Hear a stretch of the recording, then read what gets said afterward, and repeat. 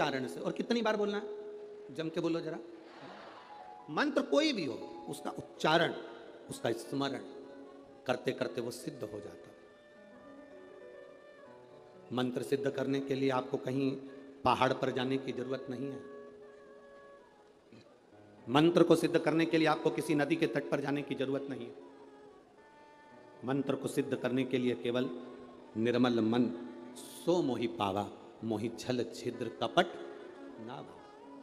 निर्मल मन से, निर्मल चित्त से, निर्मल हृदय से, शुद्ध भाव से आप जब परमात्मा को पुकारोगे, परमात्मा आपके सामने होगा।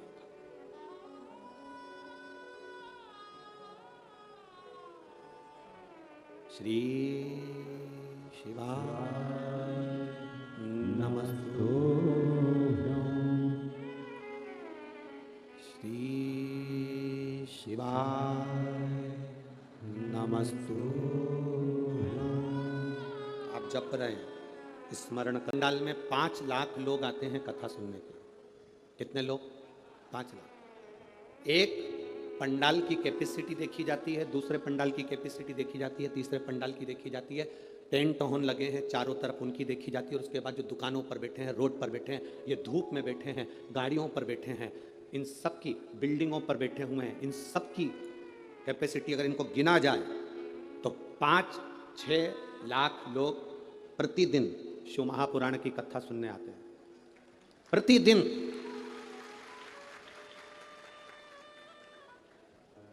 6 लाख लोग अगर कथा सुनने के लिए शंकर की आ रहे हैं, 2 बार बीच में भजन होता है और 2 बार श्री शिवाय नमस्तुभ्यम को 5 बार बोला जाता है। बोलो सही है?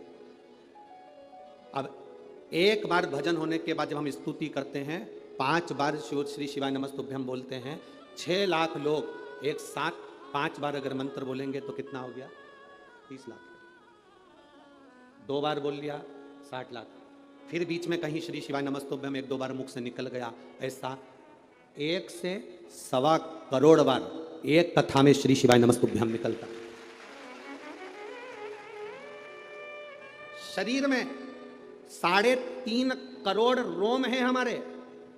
ये पूरे शरीर में 15.5 दिन में, 20 दिन में, 1 महीने में, 5 दिन में, 7 दिन में, 8 दिन में अगर 3.5 करोड़ बार भगवान का नाम मुख से निकल जाता है, या हम जहाँ बैठते हैं उस स्थान पर 3.5 करोड़ बार भगवान के नाम का उच्चारण हो जाता है, तो भगवान को वहाँ बैठे हुए जीव का कल्याण करना ही पड़ता है।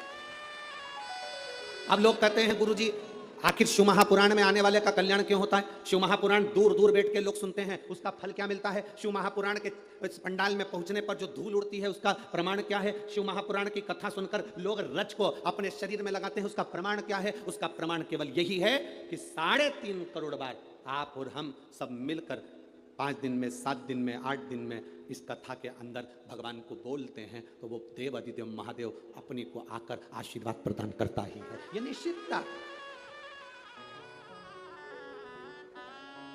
क्या मिलता है शिव पुराण में जाने से? ये आपको मालूम पड़ेगा आज जब कथा सुन। और इसमें कई लोग ऐसे बैठे होंगे जिनको 5 दिन में भी मालूम पड़ा होगा कि क्या दिया महादेव ने, क्या प्रदान करा महादेव ने।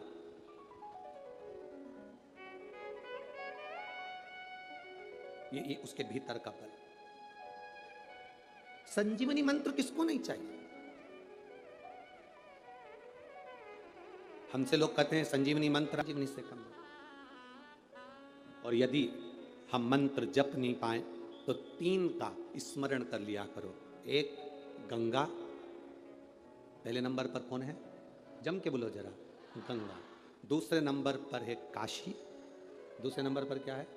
काशी। और तीसरे नंबर पर है विश्वनाथ, काशी के विश्वनाथ। ये 3 का जिह्वा पर अगर नाम आ जाता है, हमें बारंबार जन्म नहीं लेना है। संसार सागर में बार बार आने से मतलब क्या है? पर मत बुरे कर्म कर बंदे, वरना पछताएगा। भगवान की आंखों से तू बच नहीं पाएगा, तू बच नहीं पाएगा। अरे ओ अज्ञानी मत कर नादान, अरे ओ अज्ञानी मत कर नादान। तेरे कर्म हमारे कर्म की गति का भोग हमको भोगना है। हमारे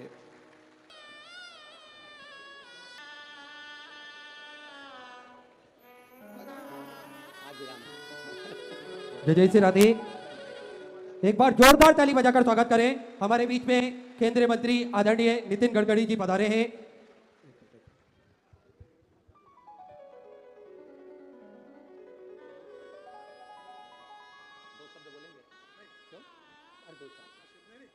पहले तो मैं माननीय गडकरी जी को धन्यवाद दूंगा एक बात के लिए कि इन्होंने पूरे भारत की रोडों को बनाया और उससे बड़ा एक काम किया है। हमें कैलाश बाबा के दर्शन करने के लिए, कैलाश पर्वत का दर्शन करने के लिए, महादेव का दर्शन करने के लिए दूसरे देशों से जाना पड़ता था, चीन से, नेपाल से जाना पड़ता था। पर माननीय ने सबसे बड़ा काम करा कि भारत से ही सीधे कैलाश मानसरोवर की यात्रा का रोड तैयार किया। देवभूमि उत्तराखंड से उस रोड को तैयार कर कर कैलाश मानसरोवर की यात्रा का जो आपने एक रोड मैप तैयार करा है और काम चल रहा है, उसके लिए मैं चाहूँगा यहाँ आए हुए 6 लाख भक्तों से जोरदार ताली बजाकर स्वागत करें।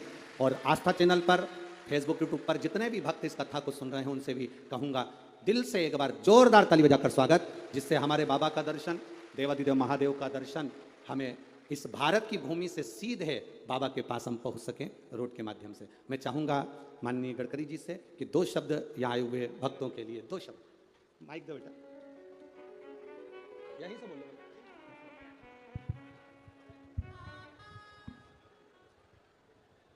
श्रद्धेय गुरु जी को हाथ जोड़कर मैं अभिवादन करता हूँ। आज का इस विशाल कार्यक्रम, इसकी कल्पना आयोजक आमदार मोहन मते जी ने मुझे दी थी, तभी मुझे पता चला कि कितनी बड़ी संख्या में लोग गुरु जी का आशीर्वाद लेने के लिए आए हैं। मैं उनके चरणों में नतमस्तक होता हूँ और आप सबको ये जो सत्संग मार्गदर्शन मिल रहा है उससे आप सबका जीवन समृद्ध हो, संपन्न हो और सुखमय हो, यही भोले बाबा के चरणों में मैं प्रार्थना करता हूँ। बहुत बहुत धन्यवाद। नमस्कार।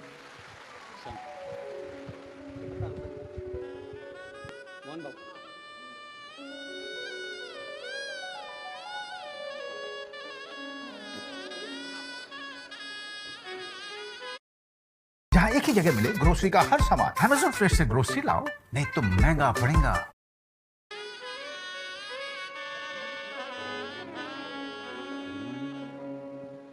श्री शिवाय नमस्तु,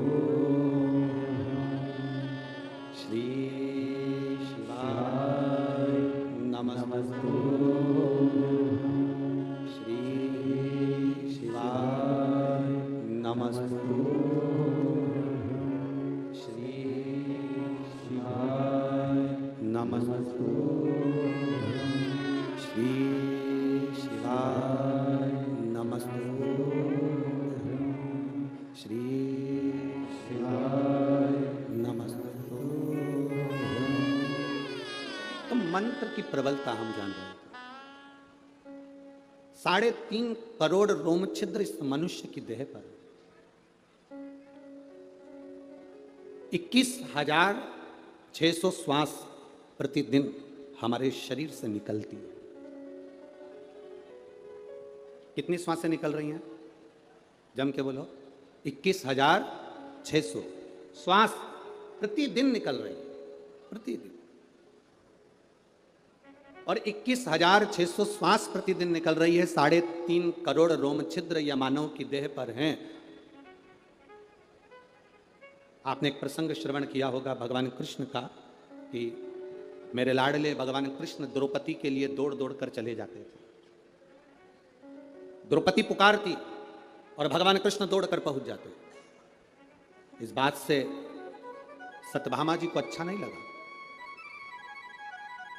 सत्यभामा जी ने रुक्मणी जी से कहा, जी जी मुझे एक बात समझ में नहीं आती कि भगवान कृष्ण हमारे स्वामी, ये द्रौपदी बुलाती है और हमारे स्वामी भागकर चले जाते।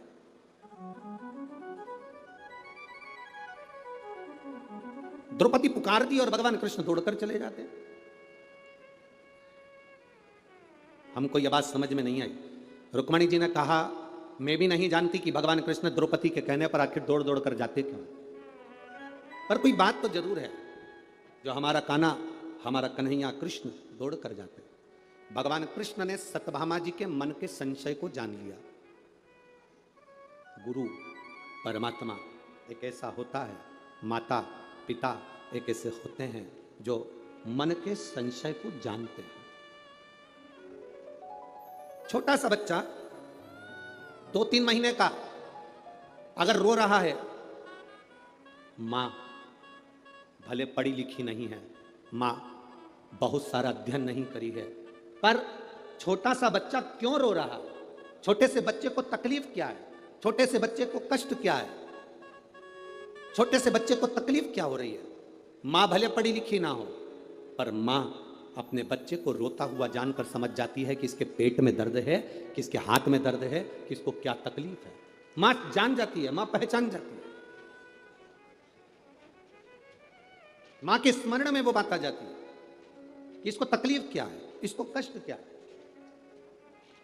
इसको दुख क्या है। माता पिता गुरु ये जानते हैं कि इनको तकलीफ क्या है। मेरे भगवान कृष्ण जान गए कि आखिर सत्यभामा के मन में संशय क्या है। सत्यभामा के संशय को मिटाने के लिए भगवान कृष्ण रुक्मणी और सत्यभामा दोनों को द्रौपदी के यहाँ ले गए। द्रौपदी केश कंघा कर रही थी तो सत्यभामा जी से कहा, सत्यभामा जाकर अपनी ननंद को थोड़ा सा तेल लगा दो सिर में और कंघा कर दो। सत्यभामा जी ने विचार करा, ऐसा कंघा करूंगी और ऐसा तेल लगाऊंगी कि खोपड़िया में एक बाल ना रहने दूंगी। अब भाभी और ननंद की तो पहले से ही ये जोड़ियां चली आई हैं।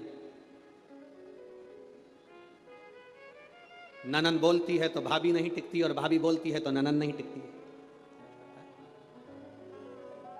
अब पर कहीं कहीं ऐसा भी होता है कि ननंद और भाभी की इतना प्रेम होता है, इतना प्रेम होता है कि एक दूसरे के बिना रह नहीं पाते। कई जगह ऐसी भी है जहां पर इनका आत्मीय प्रेम बड़ा प्रबल है। सत्यभामा जी ने द्रौपदी के सिर पर तेल लगाना प्रारंभ करा, बाल खींचा, तोड़ा, जैसे ही तोड़ा उसमें से आवाज आई, हे कृष्ण। फिर बाल खींचा, फिर उसमें से आवाज आई, हे कृष्ण। सत्यभामा जी ने रुक्मणी जी से पूछा कि बार बार द्रौपदी के सिर के बाल टूटने पर कृष्ण का नाम क्यों आ रहा है? रुक्मणी जी बोली, मुझे नहीं मालूम। इतने में भगवान कृष्ण आ गए और कन्हैया ने आकर कहा, री सत्यभामा, तुम कहती हो कि मैं दौड़ दौड़ के द्रौपदी के घर क्यों आता हूं?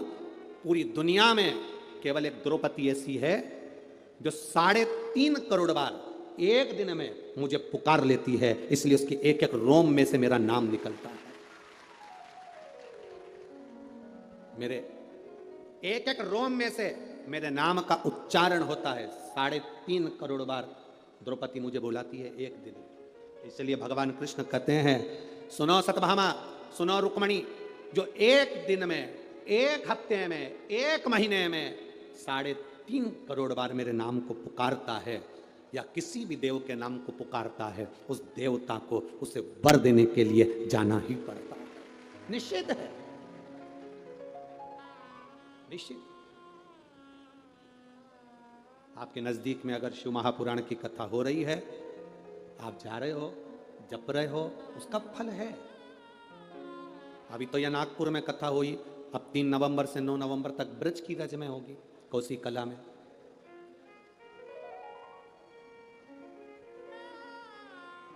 अब तीर्थ में बैठकर, ब्रज की रज में बैठकर 3.5 करोड़ बार भगवान के नाम को पुकारना, तो फिर केवल अकेले शंकर का दर्शन नहीं, ब्रज की रज में फिर मेरे ठाकुर का भी तो दर्शन हमको प्राप्त होगा। जपो, संजीवनी मंत्र किसको नहीं चाहिए? सबको। 33 कोटि देवता भी हैं तो उनको संजीवनी मंत्र चाहिए, असुर हैं तो उनको भी संजीवनी मंत्र चाहिए। कोई किसी को मरना नहीं चाहता, सबको जीवित रहना है, सबको जिंदा रहना है उस संजीवनी मंत्र के बल पर। और वो संजीवनी मंत्र किसी के पास है ही नहीं। 33 कोटि देवताओं के पास नहीं है, असुरों के पास नहीं है, राक्षसों के पास नहीं है। वो संजीवनी मंत्र केवल एक के पास में है और वो देव अधिदेव महादेव, केवल उन्हीं के पास, बाकी के किसी के पास नहीं।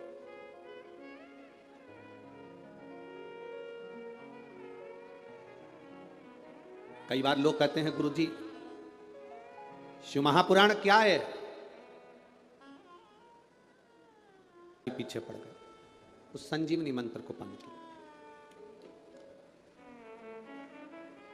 महाराज अब मंत्र मिलेगा किसको? इंद्र भी तप कर रहे हैं, इंद्र भी साधना कर रहे हैं, और दैत्यों के गुरु शुक्राचार्य बाबा भी साधना कर रहे हैं। दोनों तप करने में लगे। एक राजा तप करने बैठता है तो उसको पूरा ठाठ चाहिए होता है। कल कथा में कहा था पशुपतिनाथ का व्रत भी करना तो अपने पूजन की थाली खुद लगाना। कितनी सुंदर बात कही है शिव महापुराण के अंदर, जरा ध्यान दीजिएगा।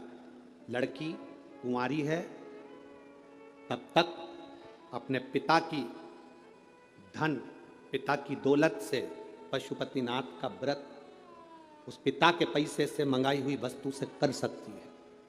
बेटी की शादी हो जाए, विवाह हो गया, अगर वो खुद कमा रही है तो अपने पैसे से करे, और नहीं अगर शादी हो गई तो जो उसका पति कमाता है या उसके ससुराल वाले जो धन दें उससे पशुपति व्रत करे। मायके के धन से शादी होने के बाद पशुपतिनाथ का व्रत की मूलता नहीं है। कई लड़कियां, कई बेटियां कहती हैं मेरे ससुराल वाले मानते नहीं है, इसलिए मम्मी मैं आपके यहाँ के पशुपति व्रत कर लूंगी, मम्मी मैं आपके यहाँ कर लूंगी। विवाह होने के बाद गोत्र बदल गया, तू दान में चली गई, तेरा कन्या दान हो गया।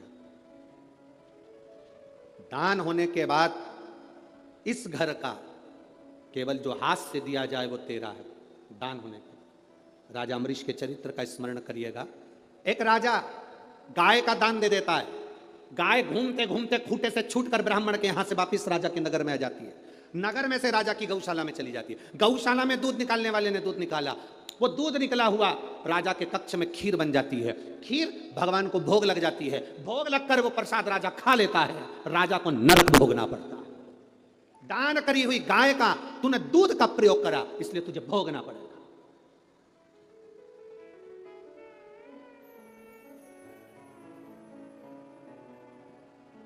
भंडारा भंडारा भंडारा हमारी तरफ से 2 पीपा तेल दान में दिए। काय में दिया? जम के बोलो जरा, दान में दिया।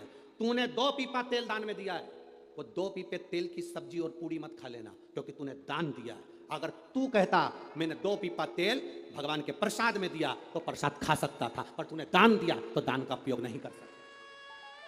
तो मेरे भोले तेरे मंदिर में डेरा लगा लूं। आप कहो तो इस मंदिर में मैं डेरा लगा लूं, पर महादेव कहते हैं क्यों डेरा, किस लिए? एक राजा भी तप साधना कर रहा है, इंद्र, संजीवनी मंत्र को पाने के लिए। एक असुरों के गुरु शुक्राचार्य जी भी तप साधना कर रहे हैं संजीवनी मंत्र पाने के लिए। राजा सोचता है राक्षसों के गुरु हैं, इनको क्या संजीवनी मंत्र मिलेगा।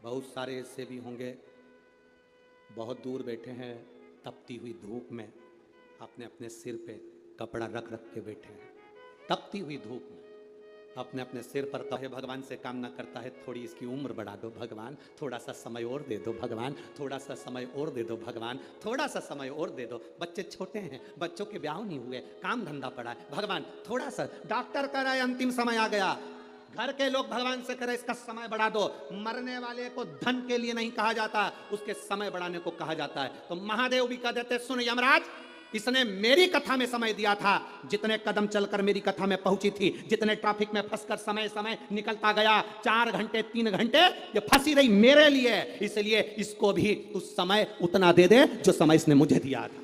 बड़ा इसका समय। मर गया, प्राण छूट गए, वेंटिलेटर पर सांस भी जा रही है, उसके बाद वापिस आकर डॉक्टर कह देता है ना जाने क्या हो गया, इसके फेफड़ों ने काम करना चालू कर दिया, इसकी किडनी लीवर ने काम करना चालू कर दिया, इसको संतान हो सकती है। ये फल है। कहां काम आता है तुम्हारा दिया गया समय? कहां काम आएगा ये तुम्हें मालूम पड़ेगा।